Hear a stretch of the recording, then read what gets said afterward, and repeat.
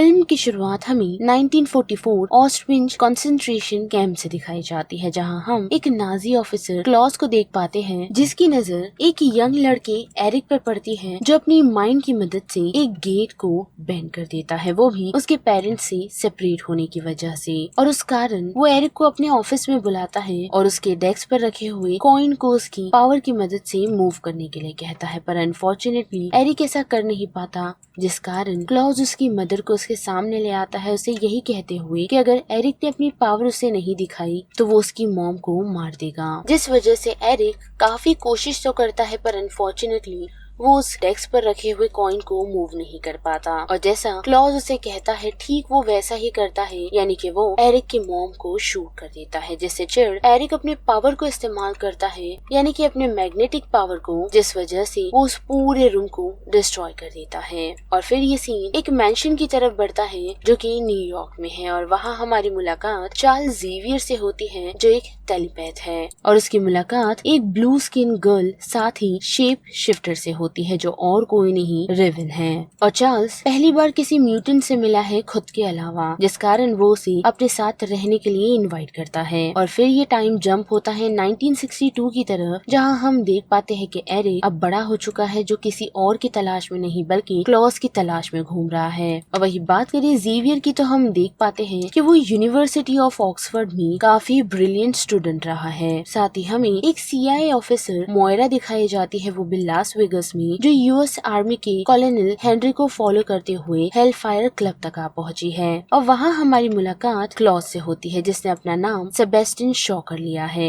लेकिन वो इस बार अकेला नहीं बल्कि उसकी टीम में हम कुछ और मेंबर्स को भी देख पाते हैं, जिनमें एमा फ्रॉस्ट है, जिसके पास टेलीपैथ की पावर के साथ साथ डायमंड बॉडी की पावर है, और रेप्टाइल जो साइक्लोन को प्रोड्यूस कर सकता है, और एक टेलीपोर्टर भी जो कि अज़ाज़िल है। साथ ही हम देख पाते हैं कि शॉ ने हेनरी को अपने साथ यानी कि अपने से बात करने के लिए इसीलिए बुलाया है ताकि वो जॉइंट वॉर रूम में अपनी ये बात रख सके, यानी कि शॉ की ये बात रख सके कि उन लोगों को टर्की पर न्यूक्लियर मिसाइल का ओपन हमला कर देना चाहिए, जो चीज हेनरी शॉ के दबाव और डर के कारण करता भी है। जिसके साथ साथ बात करें शॉ की पावर की, तो हम देख पाते हैं कि वो एनर्जी एब्जॉर्ब करता है, जिस पावर की मदद से वो आज तक यंग रह पाया है। लेकिन इतना ही नहीं बल्कि अपनी उस पावर को इस्तेमाल करते हुए वो हेनरी से अपना काम निकलवा कर उसे खत्म कर देता है। और मोयरा जो इन सारी चीजों की गवाह थी, वो अपने साथियों को इन सारी बातों के बारे में बताने की कोशिश करती है, पर अनफॉर्चुनेटली वो सभी उसकी बात नहीं सुनते, जिस वजह से ही वो जेवियर से मिलती है, जो उसे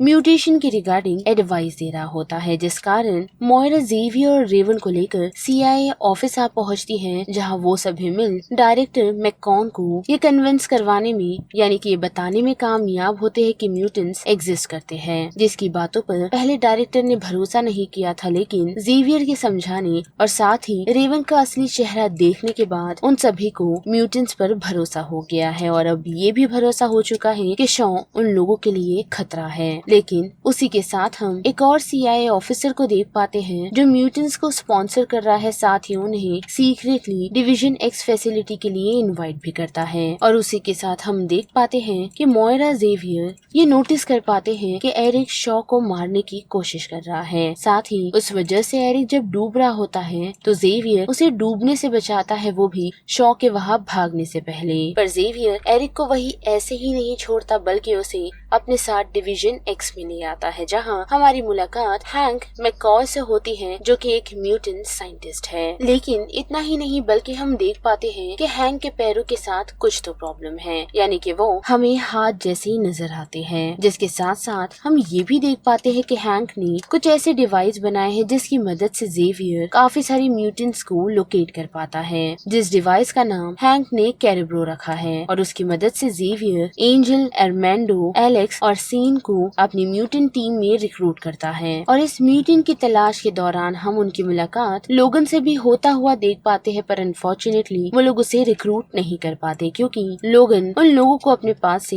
भगा देता है। और उसी के साथ हम देख पाते हैं कि जेवियर, एरिक, मोयरा एक CIA मिशन को लीड कर रहे हैं, जिनकी टीम को नाम सोवियत यूनियन का दिया गया है, और वो लोग शॉ की खास यानी कि एमा फ्रॉस्ट को कैप्चर करने में कामयाब होते हैं। पर अनफॉर्चुनेटली वो अपना मुंह नहीं खोल रही होती है, और साथ ही जेवियर उसके दिमाग को नहीं पढ़ पाता, जिस कारण एरिक अपनी पावर को इस्तेमाल करते हुए एमा फ्रॉस्ट को सच्चाई बताने पर मजबूर कर देता है और उस वजह से उन सभी को ये पता चलता है कि शॉन वर्ल्ड वॉर 3 शुरू करना चाहता है, वो भी म्यूटेंट्स को ट्रिगर कर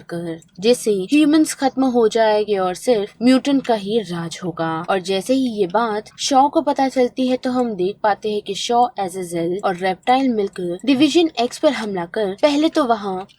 उन सभी को अपनी टीम में शामिल होने के लिए कहते हैं, जिनमें से सेल्वाडोर उन लोगों की टीम में शामिल हो जाता है, पर एलेक्स और मुनोज ऐसा नहीं करते, जिस वजह से वो मुनोज को खत्म कर देता है, जिसके साथ साथ वो मॉस्को के जनरल को इतना मजबूर कर देता है और साथ ही उन्हें धमकाते हुए मिसाइल इंस्टॉल क्यूबा में करवा देता है। लेकिन इतना ही नहीं, बल्कि हम ये भी देख पाते हैं कि उसने टेलीपैथी से बचने के लिए खुद के सर पर एक हेलमेट पहना हुआ है जो किसी अलग तत्व से बना हुआ है, ताकि जेवियर उसके ख्यालों और उसके मिशन को ना जान पाए। पर उसी के साथ हम ये भी देख पाते हैं कि शॉ सोवियत को फॉलो कर रहा है, वो भी उसकी सबमरीन में, ताकि वो ये इंश्योर कर सके कि जो मिसाइल उसने लगवाई है वो प्रॉपर यूएस पर अटैक कर रही है या नहीं। पर वही दूसरी तरफ बात करें जेवियर की तो हम देख पाते हैं कि उसके पास बचे हुए लोगों को वो उसके मेंशन ले आया है, जहाँ वो सभी मिलकर अपनी एबिलिटी पर फोकस और साथ ही जेवियर की मदद से प्रैक्टिस करते हैं। लेकिन इतना ही नहीं, बल्कि वहाँ हैंक को ये भी पता चलता है कि रेवेंस की डीएनए की मदद से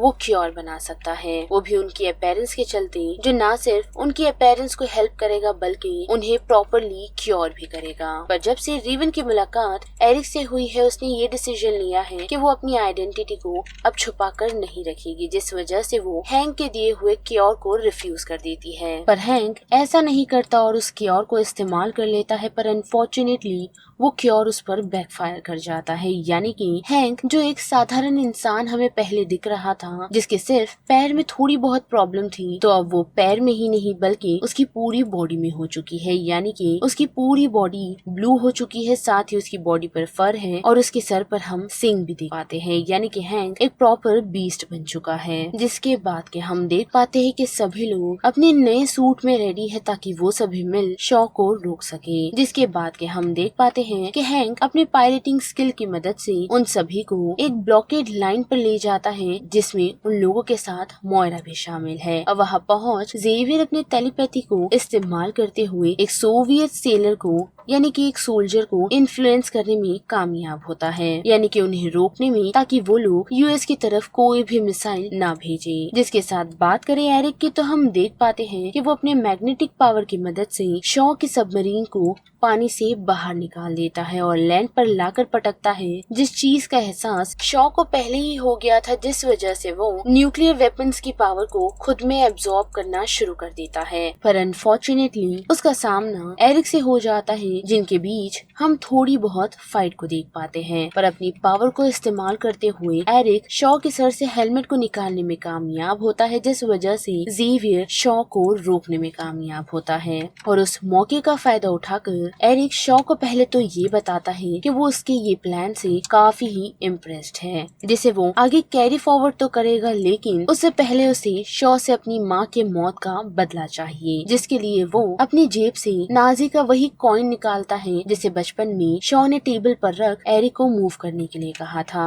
जिसे फाइनली शॉ के अकॉर्डिंग एरिक मूव करता है, लेकिन इस बार वो कॉइन शॉ के सर के आर पार कर देता है, जिससे शॉ की मौत हो जाती है। और एरिक के अकॉर्डिंग वो शॉ को ऐसे ही खुला नहीं छोड़ सकता था, क्योंकि उसके अकॉर्डिंग वो काफी रिस्की होता, जिस वजह से जेवियर, जो ये चाहता तो नहीं था, पर अनफॉर्चुनेटली उसे शॉ की डेथ एक्सपीरियंस करनी पड़ती है। और अब जबकि सब कुछ ठीक हो चुका है तो हम देख पाते हैं कि गवर्नमेंट म्यूटेंट्स को ही अब खतरा समझ चुकी है, जिस वजह से वो अपनी टीम्स को कहकर म्यूटेंट्स पर हमला करने के लिए कहते हैं और उन्हें खत्म करने के लिए, जिस कारण मिसाइल्स सभी म्यूटेंट्स की तरफ बढ़ती तो है, पर एरिक उन सभी को इंटरसेप्ट कर लेता है। लेकिन उसे सभी को इंटरसेप्ट इसीलिए किया ताकि वो उन्हीं मिसाइल्स की मदद से उन पर अटैक कर रहे लोगों को खत्म कर सके, जिसे रोकने की कोशिश जेवियर करता है। पर अनफॉर्चुनेटली एरिक ने शॉ शॉ का वही हेलमेट पहना हुआ है जिस वजह से जेवियर उसे कंट्रोल नहीं कर पाता और मोइरा उसे रोकने के चक्कर में एरिक पर शूट कर देती है। पर अनफॉर्चुनेटली वो बुलेट एरिक पर तो कोई इफेक्ट नहीं दिखाती, पर अनफॉर्चुनेटली वो जेवियर के स्पाइन में लग जाती है तब जब वो एरिक और मोइरा के बीच खड़ा होता है, जिस वजह से एरिक डिस्ट्रैक्ट होकर जेवियर को बचाने के लिए पहुंचता है, जिस वजह से वो डिस्ट्रैक्ट हो जाता है और वो मिसाइल्स फ्लीट तक नहीं पहुंचती, जिस कारण सभी लोग बच जाते हैं।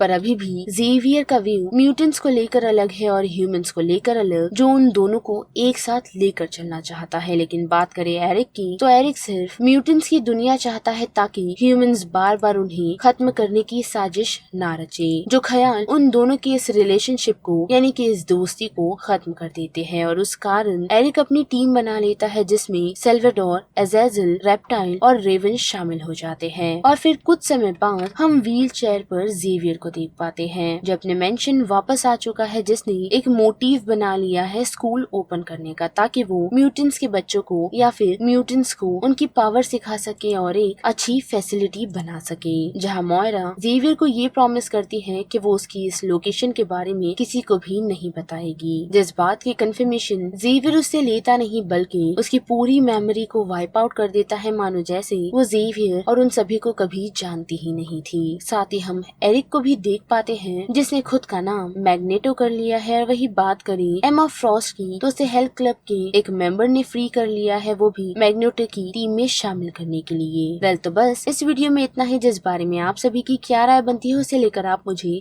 कमेंट सेक्शन में बता सकते हो। साथ ही वीडियो पसंद आई तो वीडियो को लाइक, शेयर और चैनल को सब्सक्राइब करना मत भूलिएगा। बाकी मैं मिलूंगी आपसे फिर किसी मूवीज या सीरीज के रिकैप के साथ। तब तक के लिए आप movie stop movie explain channel के बाकी वीडियोस को एंजॉय कीजिए। Till then bye.